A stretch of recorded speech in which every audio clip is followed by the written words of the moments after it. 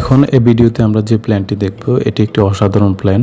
তো এই প্ল্যানটিতে কি কি থাকবে চলুন আমরা এই ভিডিওর মাধ্যমে আগে দেখে নিই।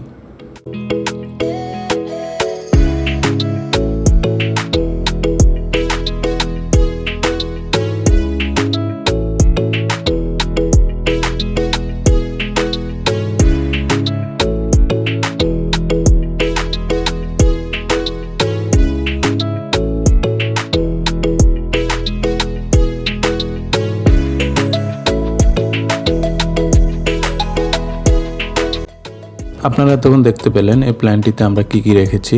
তো এই প্ল্যানটি নিয়ে আপনি কিভাবে কাজ করাতে পারেন সে বিষয়ে আমরা এখন কথা বলবো। তো এক্ষেত্রে আপনারা এখানে দেখতে পাচ্ছেন যে আমাদের এই প্ল্যানটি টোটালি হচ্ছে 575 স্কোয়ার ফিট জায়গার উপরে। আপনারা প্ল্যানটিতে দেখতে পাচ্ছেন আমরা এখানে পার্কিং এরিয়া রেখেছি। তো আপনি চাইলে এখানে পার্কিং এরিয়ার জায়গায় আপনি বেডরুমও করতে পারবেন। তো এই জায়গার উপরে আপনি চাইলে 3 রুম বেডরুম করতে পারেন। এখানে 3 রুম অনায়াসে বেড হিসেবে ইউজ করার মতো জায়গা এখানে রয়েছে।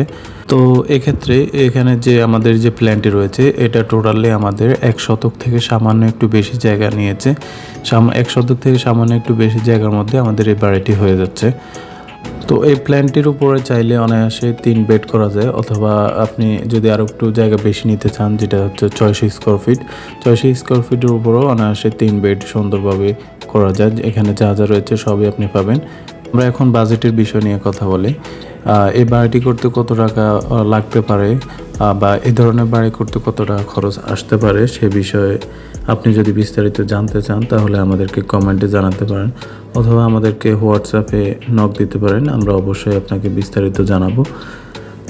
তবে এই প্ল্যানটির উপরে যদি আপনি 3 বেড করেন তাহলে প্রাথমিকভাবে যদি আপনাকে বাড়িটি করতে কত টাকা খরচ লাগতে পারে সেটা যদি আপনাকে ধারণা দিতে চাই তাহলে আপনি 12 থেকে 14 লাখ যদি আপনার বাজেট থাকে তাহলে অনায়াসে আপনি এই ধরনের একটি বাড়ি করতে পারেন।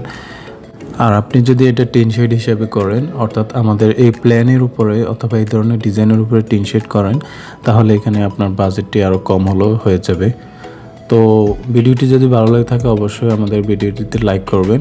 তো আর পরবর্তীতে আপনি কি ধরনের প্ল্যান চাচ্ছেন, আপনি কত বাজেটের মধ্যে বাড়ি করতে চাচ্ছেন অবশ্যই আমাদেরকে কমেন্টে জানাবেন। আমরা অবশ্যই আপনাকে সেই ধরনের বাড়ি ডিজাইন করে দেখানোর চেষ্টা করব। তো সে পর্যন্ত সবাই ভালো থাকবেন। আল্লাহ হাফেজ।